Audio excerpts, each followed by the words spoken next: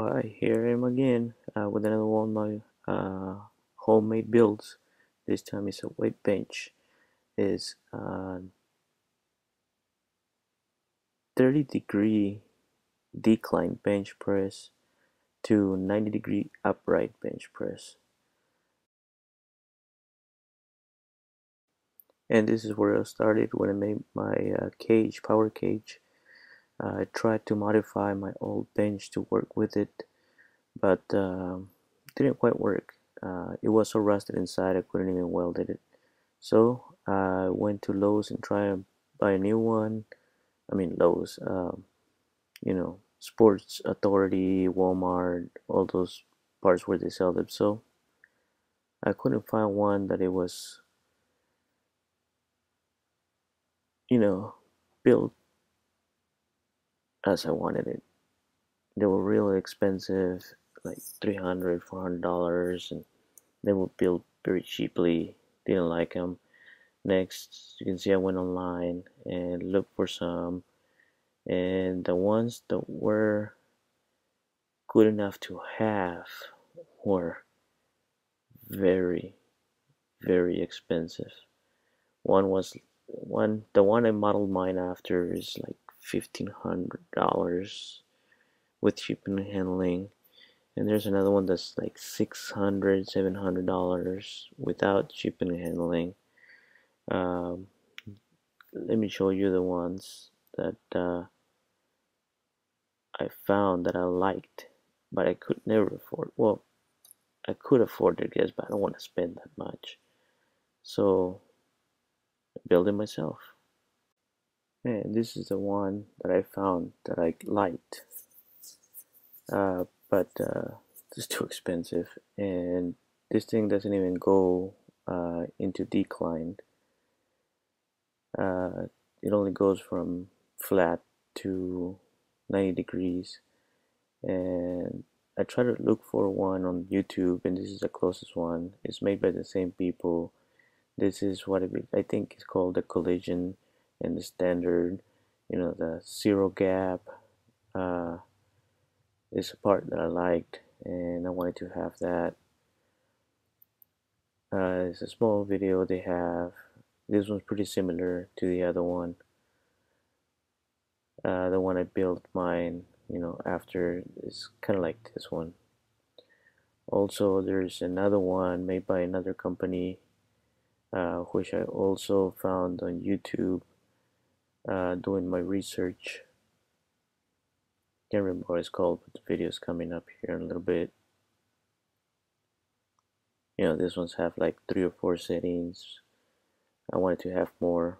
Not that I don't know if I'm going to use it all, but I'll find a use for it. And if not, better to be there than not be there.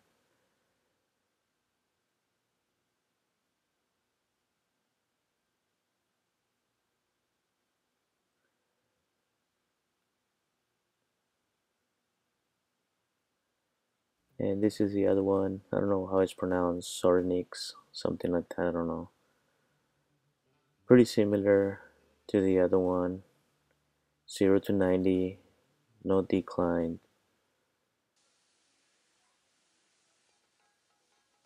About the same.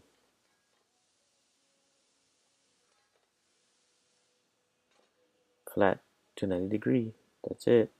You know, $1,000 benches, and it can only do that.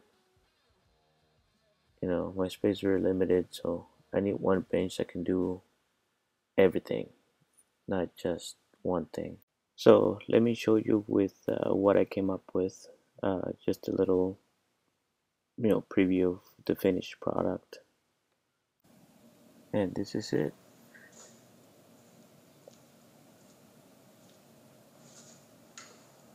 "90 degrees, just like theirs.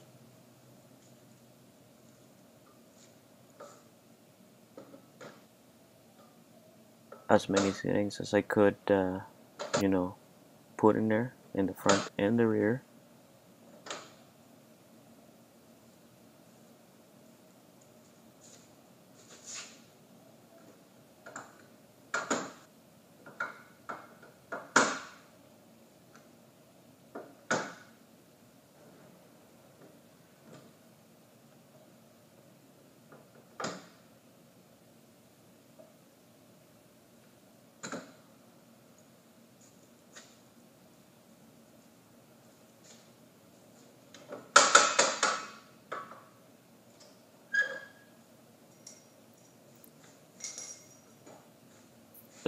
bench press.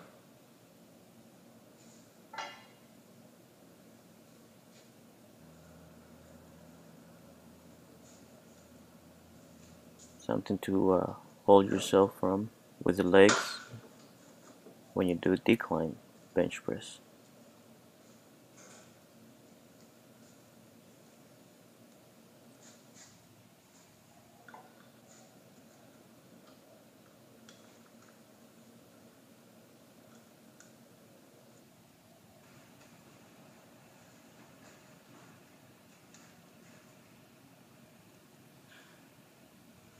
And can't forget the legs.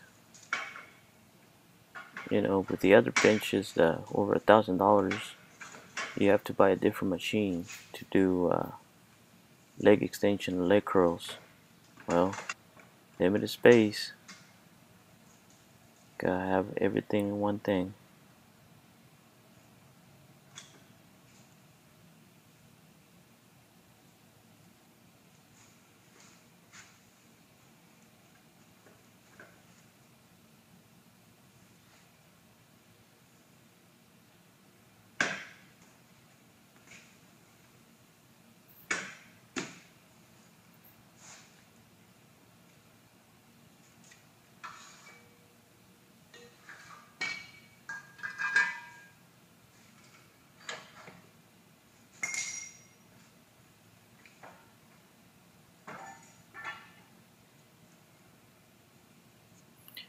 And finally, leg curls. On this part of the bench, I feel really happy about it. Um, I found out on some other ones, other leg curls I've used, that when you hit your legs parallel, you lose resistance and it just slumps over onto your body, feeling no resistance whatsoever. So you kind of rest there for a little bit until you hit that other parallel, and then you feel the negative part of the exercise. With this one, I found that when I used it, um, I feel resistance all the way, the squeeze, you know, when you do the curl, and then you feel the negative resistance all the way back to the bottom. Um, didn't design it that way, it just came out that way. I feel really happy about that, you know, feeling the resistance all the way on the positive and the negative. And now on the building side, um, I grabbed some pictures and took some guesstimated measurements, you know, putting together the pictures and weight bench I already had, um, you know, decided what kind of metal I was going to buy, uh, noted down and went and bought some, did the first cut and designed the joint I was going to use, you know, or hinge. Um, you know, going by the pictures on the internet, kind of took some figuring out. I finally got it, and I figured it out. You know, just use some tubing and a cold rolled piece of round steel. Got some wood, you know, cut it, drill the holes. You know, decided what kind of bolts I was gonna use. This I was gonna do myself, you know, doing the upholstery, but you know, I don't know how to upholster. I was just gonna do it like a Christmas present type, wrapping around it and staple in the back. But I decided to just have somebody professionally do it. And here, just you know, cut the tubing in the back for the support in the back and the seat, and you know, weld it together. And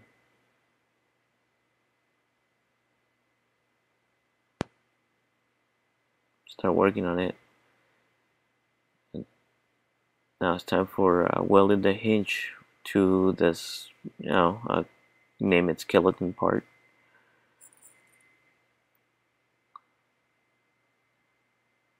The middle piece is going to go to the seat part. The right next to them is going to go to the back part, you know, the upper part, and the two big outside ones are the ones that are going to be welded to the frame itself, the bottom frame. Here I hung the top part so I can judge the angle.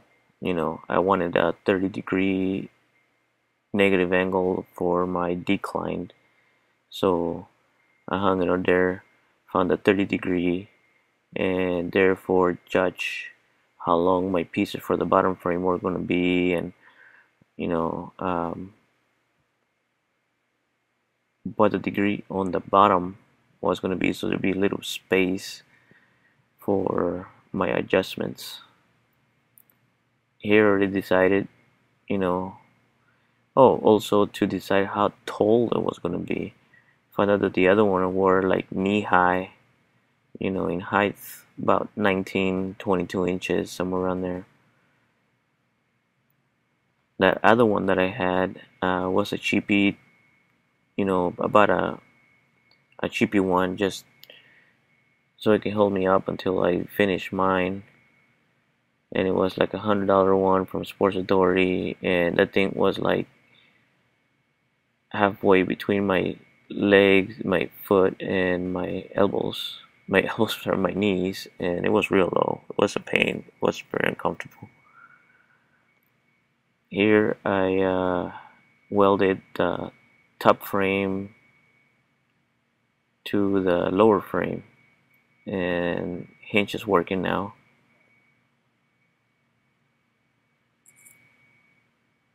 Starting to look more like a bench now. Here I completed the hinge, cut the excess cold rolled steel round.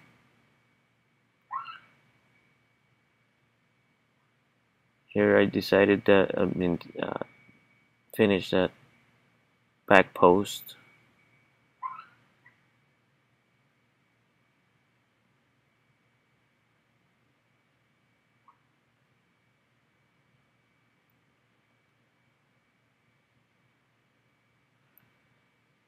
In their design, they have a solid post in the back for the support, and I decided to split it into three parts, which coupled on each other, and that'll give me the 30-degree decline and a 3-degree decline, which I don't know what I was going to use, but I found on the internet that it says that it helps with your joints on your shoulders.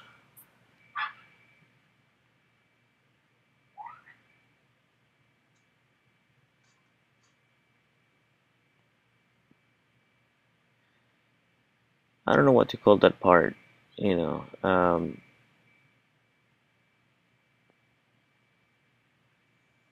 but there it is.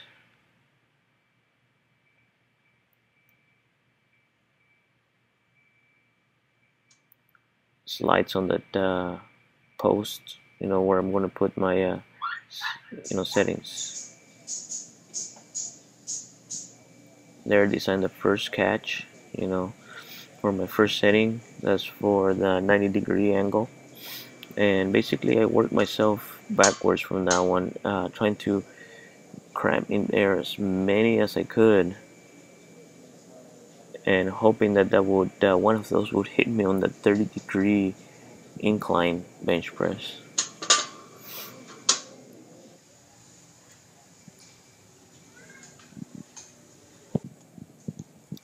.30 degree or something that feels comfortable for me, for as a decline bench press.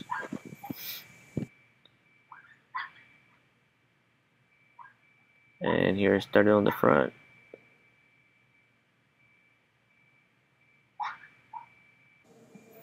Oh man, excuse my japping dog. I think he wants to go out for the walk or something. And here I got to the point where, I wanted to show off, really.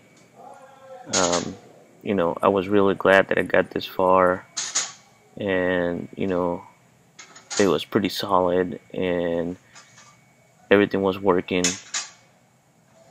like the way I wanted it. I was, feeling really pleased and over the hump. I thought this project was going to be so easy, but it wasn't as easy as I thought. It was a lot of thinking involved. Um, if I would have done it exactly, like the pictures and the videos, it would have been much easier. But making it declined, you know, and thinking of how I was going to do the leg extensions and all the other extra parts I wanted in it, made it a kind of a challenge. Took a lot of thinking, a lot of looking in the internet. Didn't want to go through trial and error. I just really did the research and you know uh, didn't make many mistakes. It did make a few, but they were corrected.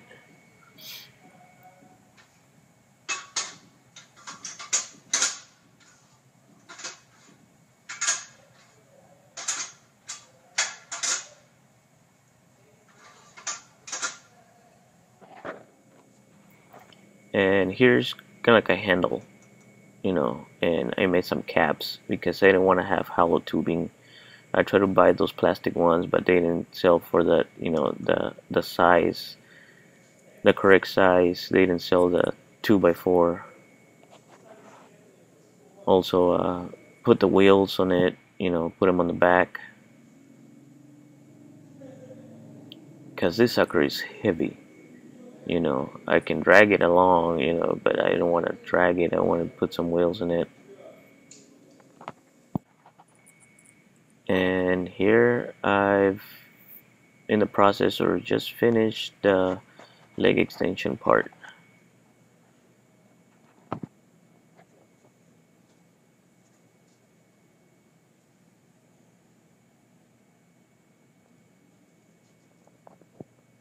That's one of the parts that I feel the most proud of. It really came out real good.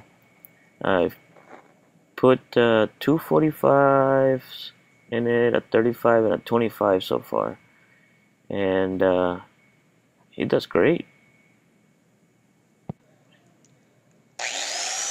And after I was all done, it's time to clean the welds up. This little brush that goes on my grinder worked really good. Makes my crappy welding look good.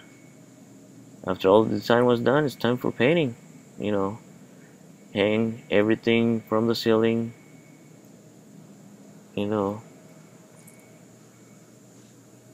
I can paint all sides of it. This one was a challenge. That thing is heavy. Took 3 guys, 2 to hold it up, and me, tying it down to the stairs. And that's pretty much it. Priming and painting. I'm very pleased with it. I really like how it came out. It feels great. It's really solid. Everything worked the way I hoped it did. Really pleased with it.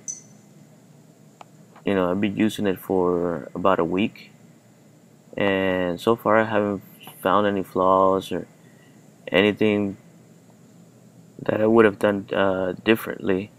I can't take all the credit for this. I actually, took the design from somebody else and made it my own. Sorry that I can't afford their product, but I gotta do what I gotta do to save myself some money. If I can do it, I will. Well, if you like it, share it, like it, subscribe, whatever.